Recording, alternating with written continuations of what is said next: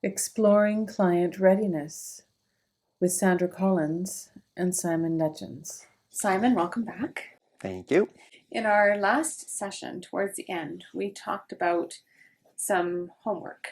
And the homework was around kind of taking a look at the things you do in your life that align with the values you associate of doing a marathon, and the things that kind of pull you away from that in your life. And so you were going to have a look at those two things.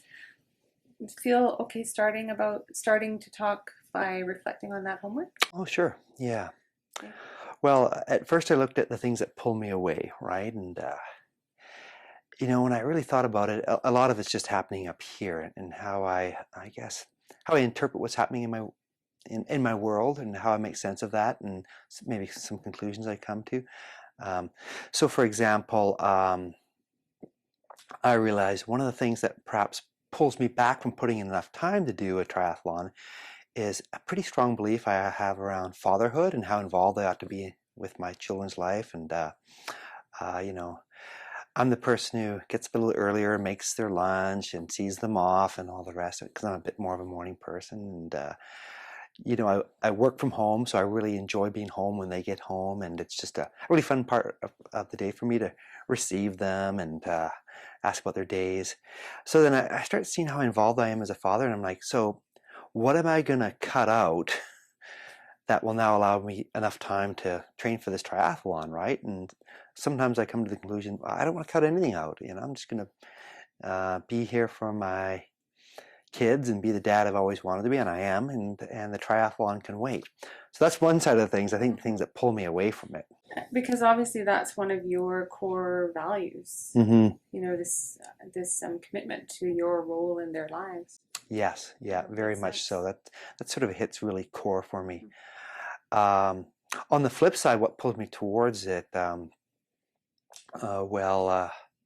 couple things. I happened to be down in the village in Naramata and bumped into a friend of mine who he's done a number of triathlons, and he also does this really long bike ride called the Grand Fondo. And we started talking about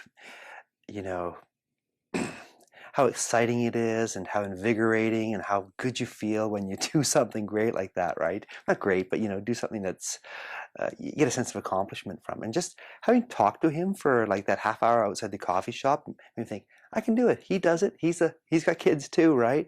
And so after that conversation, suddenly it was like, I will do this. I can do this. Yeah. Well, one of the things that I noticed is that you have really strong facial expressions when you're talking about both of these things. The excitement around the possibility of doing the marathon, and also this kind of warmth and joy around the time that you're spending with your kids. Yeah, that's probably part of the reason I feel sort of caught between sometimes, because I think both of those pursuits I feel fairly passionate about. So far, if you're keeping score, I think fatherhood has won over doing something like a triathlon. And I guess part of it's just trying to even that out a bit. Yeah. So this week, you made a pretty significant step on this side by having that conversation.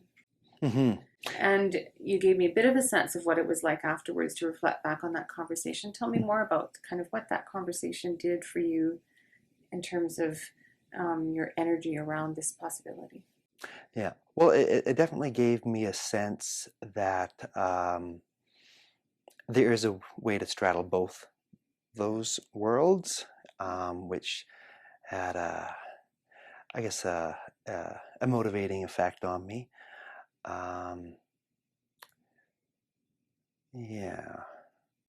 Anything else? Yes. Well, this was sort of fortuitous, but the weather did warm again too. So I went for a longer run, and after the longer run, that was another sort of indication, because my knee felt pretty good after the longer run, and I thought, yeah, this is something I can do. Yeah. So it gave you kind of another positive reinforcer that, maybe I should lean in this direction of committing to this marathon. Yeah, so there was two pieces that happened there for me. One is that I received the gift from my friend, so to speak, was the sense that you can be a committed father and do these kind of things. And then the gift of the weather was that I actually went for a long run and it felt really good. And that in itself was, as you said, reinforcing and encouraging. And part of the message, linking back to some things that you talked about earlier, is I actually have the capability of doing this. My knee is holding up. I have the physical capability, not just the capability to balance these two things, but also the physical capability. Yeah, it sort of ends up being a bit of proof, right? That even though the internal voice might say your knee's going to fail, maybe you shouldn't try this. That was a good indication that, yeah, being on the road for an hour wasn't going to be my undoing. It would work. Yeah. Think about the last week and see if there's anything else in that week that kind of gave you evidence that you might be able to balance these two things. In the last week?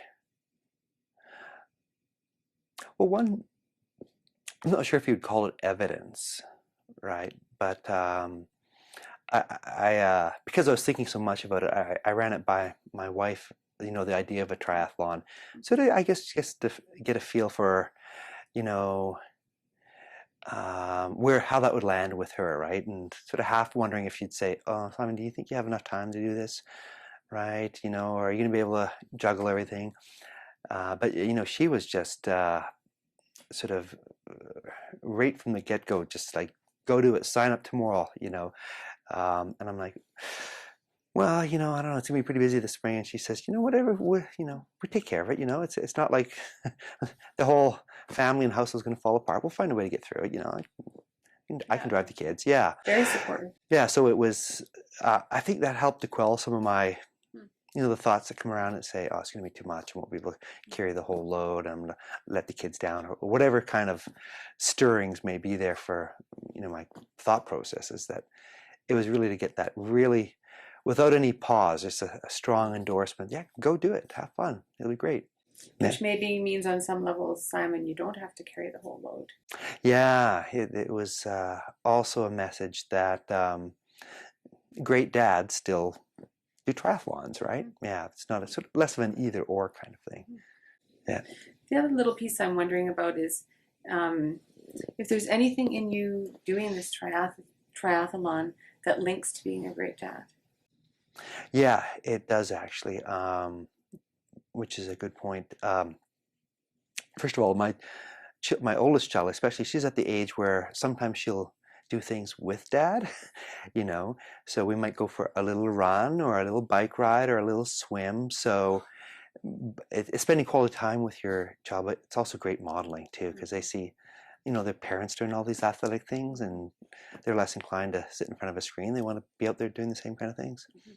So maybe they're not quite as separate as you, or as conflicting as you. Yeah, I think I might have artificially sort of put them in sort of these sort of, not polar opposite, but certainly there's a disconnect between them. Whereas, upon reflection, I can see sort of connections between, being a good dad, being a good role model, doing things athletic with your children. It looks like from the conversation where we ended last week, and even before you started this session today, there's actually quite a bit of change that's happened in how you're thinking about this. Yeah, I mean, if you were to scale it, when we saw, well, actually we did scale it, yeah, and I think I said I was at a 4 out of 10 when it came to moving forward with the triathlon, and I'm probably up 8 or 9-ish today. Wow. Yeah. Yeah, great. Yeah. There you go.